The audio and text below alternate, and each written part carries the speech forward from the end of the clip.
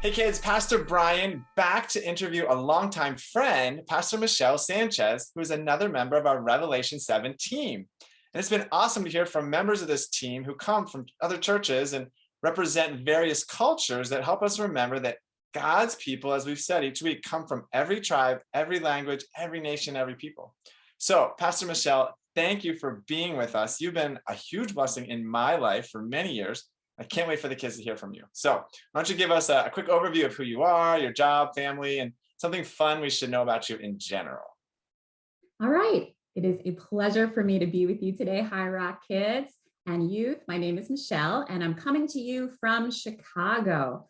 I live here with my husband, Mickey, and our two kids. My son, Steph, is 11, and my daughter, Hope, is 8 years old. I actually work in the areas of discipleship, which includes children's ministry and outreach. And I love it. A fun fact about me is that I am writing a children's book right now. It's a picture book called God's Beloved Community, and it's all about God's dream for people of every ethnicity and culture to live together. Well, that's perfect, because that's exactly what we've been talking about. And it's also why we've been talking about what Christmas means to me. So we'd love to hear a little bit about what Christmas meant to you growing up. Maybe you could tell us something about some traditions that you enjoyed as a kid.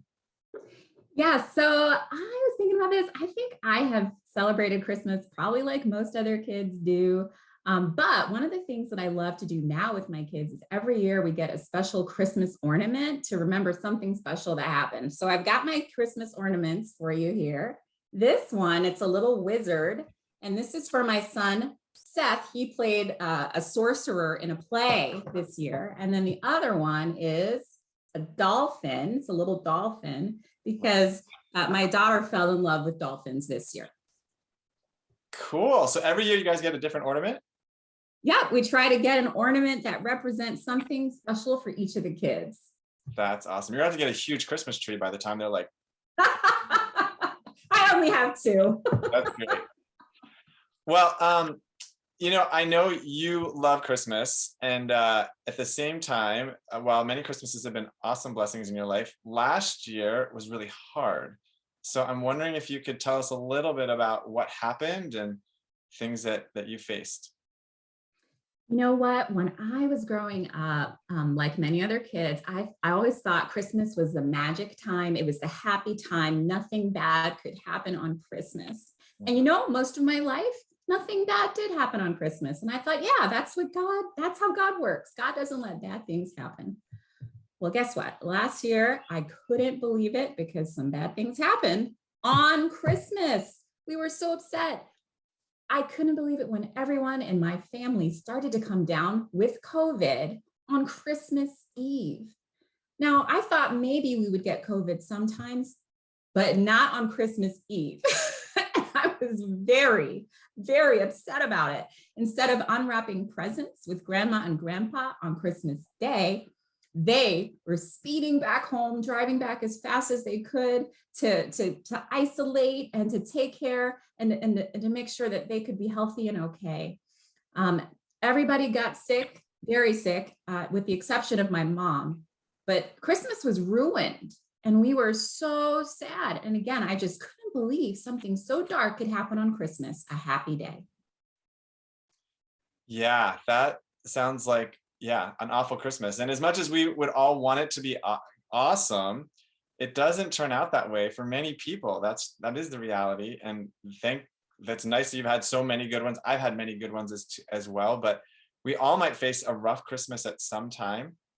And I'm just wondering, in the midst of your awful Christmas, what you found to be helpful. And particularly, I know you found a part of the Christmas story that had new meaning for you. So can you tell us a little bit about that? Oh my goodness. You know what? I was so mad at God. Yeah. And I was like, God, did you forget that you were supposed to protect my Christmas and make it perfect? And as I was talking to God about that, God basically spoke back to me in my heart. And he said, actually, I think you need to remember what Christmas is about. Christmas was actually really hard for Jesus and his family too, especially the first Christmases. I knew that, but I completely forgot. King Herod did some really bad things because he was so angry that there was another king coming into the world, and he caused a lot of families a lot of pain.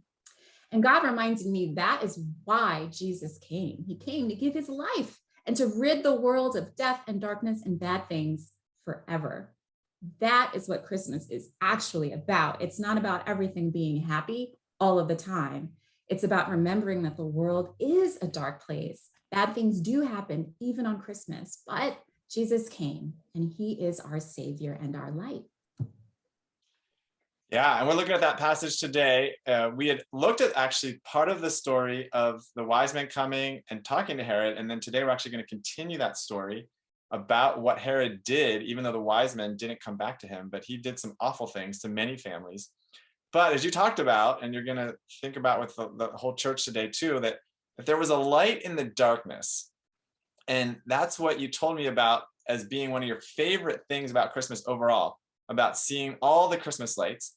And I'm wondering if you tell us a little bit about the Christmas lights and what we can do with them ourselves, and in light of what you do with Christmas lights each year. Yes, last year, there's a lot of Christmas traditions that are just kind of silly and they don't really have much to do with Jesus. But the Christmas lights actually do have a lot to do with Jesus. Last year, God reminded me of this Bible verse. Matthew 12:16 says, "On those living in the land of the shadow of death, a light has dawned." And that light is Jesus. And so whenever you see Christmas lights in the dark, you're driving in the car and you see those houses covered with lights, or the houses decorated, or the lights decorating the streets, or your Christmas tree, right, at home. All of that is reminding us that Jesus is our light. Jesus is a great light that has appeared to us in the depths of our darkness and our despair. Jesus is the light that has dawned in the shadow of death. And in fact, he has taken death away forever. The darkness cannot overcome him. So that's what I think about now every time I see Christmas lights. That's why I'm surrounded by Christmas lights, also candles. All of those things remind us that Jesus is our light in the darkness. That's the true meaning of Christmas. That's awesome. And so you have some particular light shows you like to see, right? There's some special ones that you guys go see. Yeah, I think, some families make it a tradition to go to see Christmas lights in special places. And so there's this big show every year in Chicago called Lightscape. And we have gone as a family a few times since moving to Chicago, and the kids run around and there's beautiful displays and music. But the main thing is you can only go at night. The show isn't very pretty in the daytime, Right. but yeah. at night, when it's dark, right, then you can see the beauty of the light. And so, so we've got lots of fun pictures and fun experiences. But again, it's so much more meaningful to me now because I connect it with Jesus. That's awesome. And I'm guessing a lot of us will do that. Or if we haven't done that in the past, it might be a great tradition to start. And not just to see the lights that are fun to see, but to remember what we've been talking about. I love Christmas lights because they remind me too of the way that light comes in the darkness, and how we want to share that light with others too, that we receive a light that we can give out to other people. So thanks so much for encouraging us to think about receiving and being lights as we enjoy all of our light shows this year. So great having you. Thank you so much, Pastor Michelle. Thanks. Merry Christmas.